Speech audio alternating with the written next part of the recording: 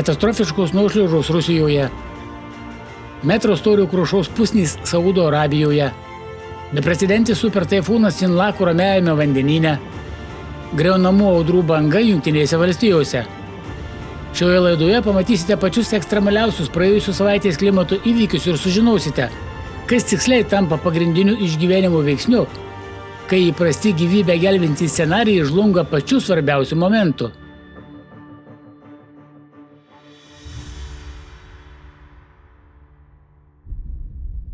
Saudo Arabija.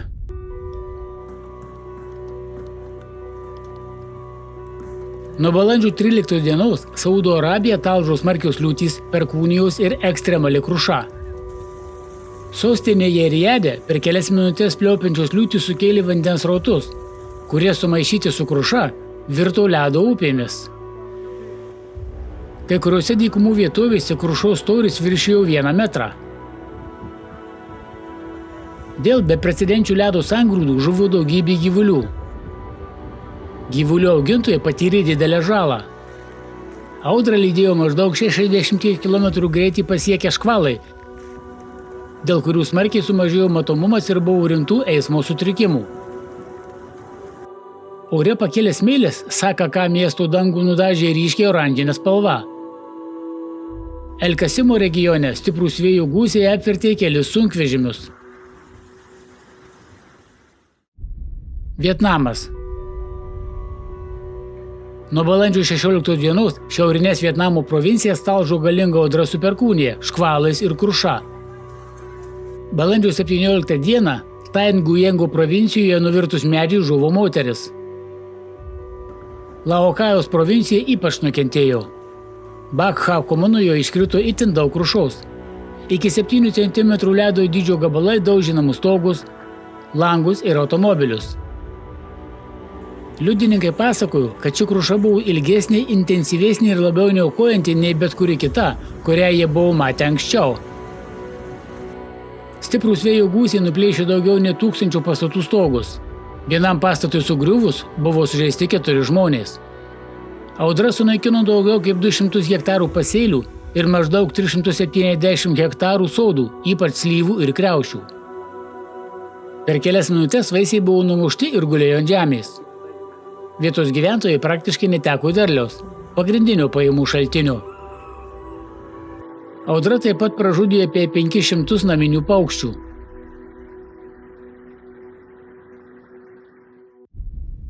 Malaizija.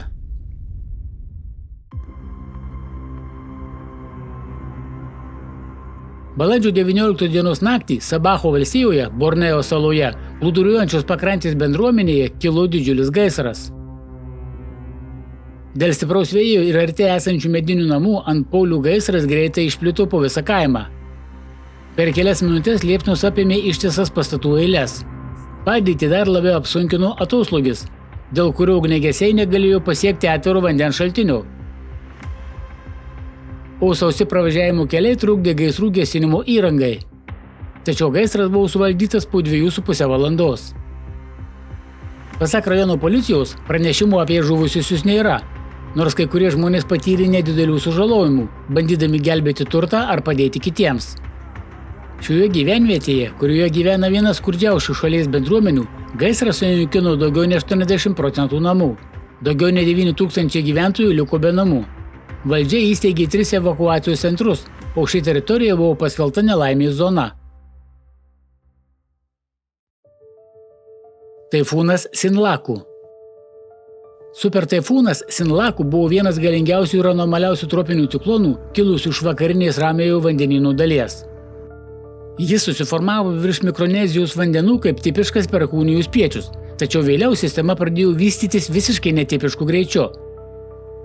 Vos per 72 valandas jis iš tropinės depresijos virto 5 kategorijos super taifūnų, kurio vėjo greitis viršijo 280 km per valandą. Vienu metu per 24 valandas jis sustiprėjo maždaug 120 km per valandą. Tai itin greitas sustiprėjimo greitis, artimas viršutinėms stebėjimų riboms. Pagrindinis šio sustiprėjimo veiksnys buvo neįprastai šiltas vandenyno vanduo. Į pietryčius nuo Guamo salos, kur sistema sustiprėjo, Paviršiaus temperatūra pasiekė 30–32 laipsnius Celsijaus, o tai gerokai viršija klimato normą, ypač balandžio mėnesį. Taifūnų sezono pikas vakarinėje Ramiojo vandenyno dalyje paprastai būna birželį, o toks galingas tropinis ciklonas kaip Sinlaku balandžio mėnesį yra itin retas reiškinys. Palydoviniai stebėjimai taip pat užfiksavo itin retą vertikalią taifūno struktūrą. Debesų paviršiaus temperatūra centrinėje konvekcijos zonoje buvo maždaug -95,7 laipsnių Celsijaus.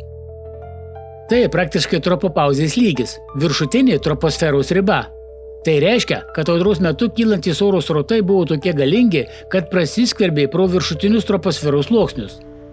Ši struktūra rodo itin didelį sistemos energinį efektyvumą, kai vandenyno latentinė šiluma kuo greičiau paverčiama kinetinė sukimosi energija. Sinlaku taip pat pasižymėjo savo mastu ir lėtu judėjimu. Pasak Guamo nacionalinės orų tarnybos, taifūno stiprumo vėjai nuo centro siautė maždaug 443 km.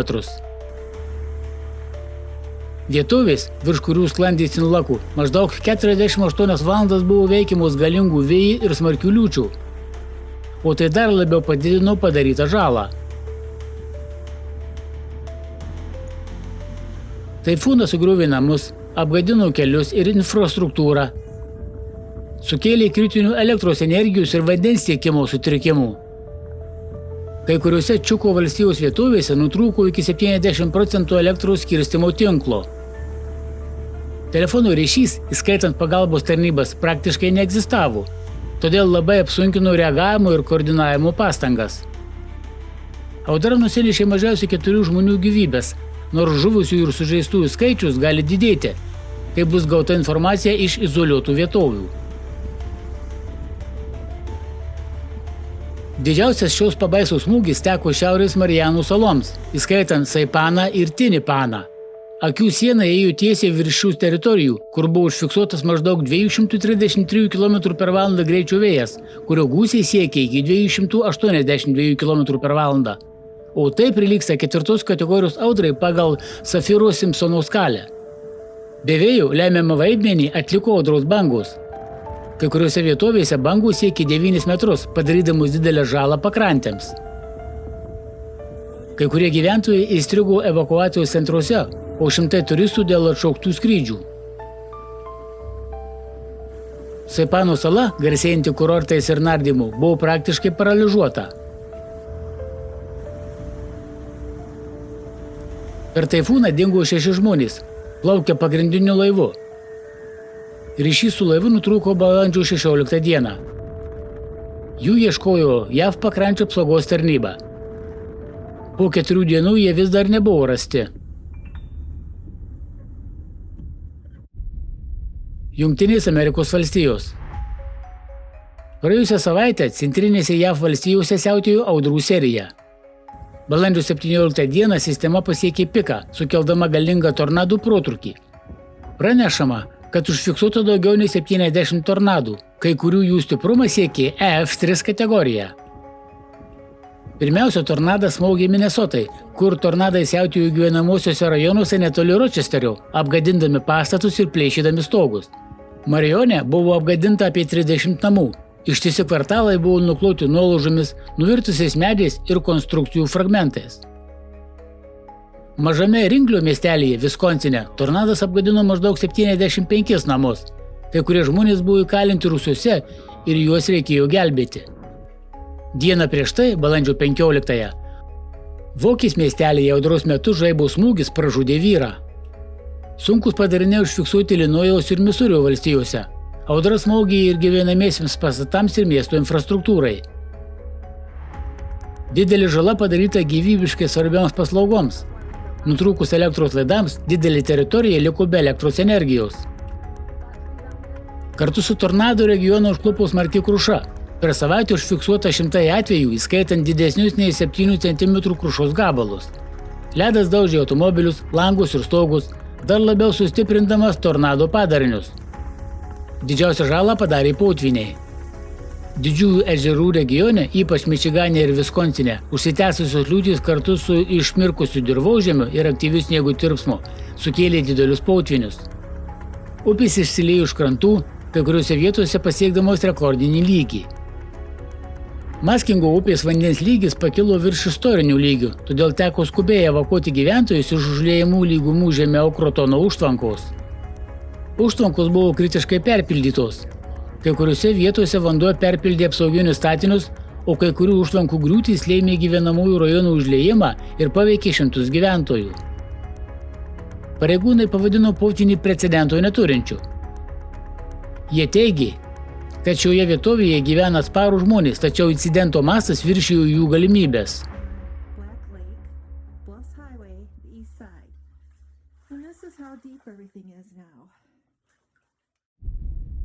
Rusija. Po rekordinių kritulių kiekių ir potvinių Dagestaną ištiko nauja nelaimė – nuošliaužos. Kalnų šlaituose prisotintas dirvožemis pradėjo judėti, lėtai slinkdamas žemyn, kartu su savimi nusinešdamas kelius, komunikacinės linijas ir pastatus. Levašinsko rajone įvyko kelių kilometrų ilgio nuošliauža. Tonos žemės nukrito į Nachero upę, užblokuodamos jos vagą ir sukeldamos potvinių grėsmę netoliese esančioms gyvenvietėms. Dachadajevsko rajone Urkahano kaimo gyventojai kelias dienas stebėjo, kaip stichijos naikina tai, ką jie per daugelį metų pastatė, įgijo ir sukūrė. Pastatai, kuriuos jie manė pastatė ilgam laikui, tiesiog sugriuvo kaip kortų nameliai. 28 namai buvo visiškai sugriauti, o dar apie 100 vis dar grėsia griūtis. Maždaug 200 žmonių buvo evakuoti iš pavojingos zonos. Žemė tiesioginė prasme juda iš po kojų. Vietiniai seisminės stotis nuolat fiksuoja žemės judėjimą daugiau nei 16 hektarų plote. Urkaracho mieste buvo pažeistas vandens vamzdynas, vandeniui tiekti buvo naudojamos vandens cisternos. Dachado Ajevskio rajone buvo smarkiai apgadinti nacionalinis ir kaimo reikšmės keliai, taip pat akmeninis tiltas. Balandžio mėnesį kalnuoti Dagestano regionai tiesioginė prasme buvo palaidoti po sniegu. Kai kuriuose vietose pusnys siekė iki 2 metrų, todėl žmonės kelias savaitės buvo be ryšio ir izoliuoti nuo išorinio pasaulio. Lako ir Kulinsko rajonuose namai sugriuvo nuo sniego svorių. Nepaprastųjų situacijų ministerijos lėktuvai pristatė humanitarinę pagalbą. Sniego lavinos, labiau panašios į krioklius ir nuošliaužos, atkirto Kleratinsko rajono kaimus nuo išorinio pasaulio. Su Lako aukštumų meteorologijos stotis buvo užversta rekordinių kritulių kiekių. Sniege įstrigęs darbuotojas turėjo būti evakuotas sraigtasparniu. Balandžio 13 dieną Cuntino rajone po kelias dienas trukusios smarkių liūčių įvyko lavina. Dalis Šaitli kaimo buvo palaidota po sniegu. Gyvenamieji pastatai buvo apgadinti. Gelbėjimo operaciją labai apsunkino nepalankios oro sąlygos ir ryšio bei elektros energijos tiekimo problemos. Kai kuriuos žmonės išgelbėjo patys vietos gyventojai, kurie rankomis valė sniegą ir nuolaužas, traukdami nukentėjusius iš po griuvėsių. Motina ir jo 7-metis sūnus 8 valandas išbuvo po sniegu. Jie buvo ištraukti gyvi, tačiau moteris nuo patirtų sužalojimų ligoninėje mirė.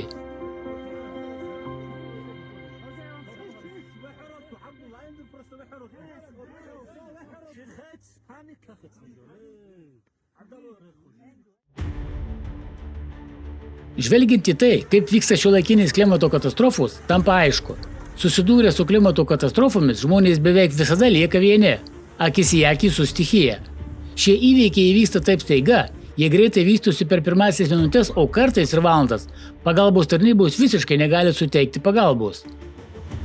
Net ir turint puikiai organizuotą reagavimo sistemą, jos reagavimo greitis yra ribotas.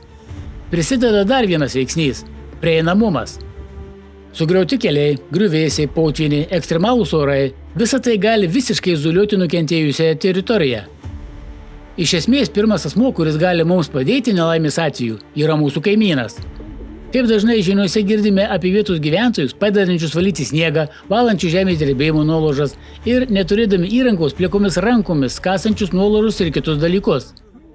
Tačiau kol mes patys nesame pasiruošę padėti savo kaimynams, neturėtume tikėtis, kad jie padės mums. Jie tokie patys kaip ir mes, gyvenantys tokiomis pačiomis sąlygomis. Mes turime patys rodyti pavyzdį kitiems ir nepamiršti savo atsakomybės už savo šeimos narius ir kaimynus. Svarbu turėti reagavimo planus, nes ekstremaliose situacijose žmonės gali prarasti orientaciją. Tiek jie patys, tiek ir kiti. Ir turime suprasti, kaip mes žiūrime į kitus, taip jie žiūri į mus. Pagalvokite, Ar žinote, kaip elgtis potvynio, tornado ir žemės drebėjimo metu? Tokius planus reikėtų planuoti iš anksto, net ir toms nelaimėms, kurios jūsų regione dar niekada nebuvo įvykusios. Nes dabar jūs plečia savo geografinę aprėptį ir atsiranda pačiose netikėčiausiose vietose. Todėl noras padėti kaimynams, atsakomybė ir gerai apgalvoti veiksmų planai gali išgelbėti daugelio žmonių gyvybes.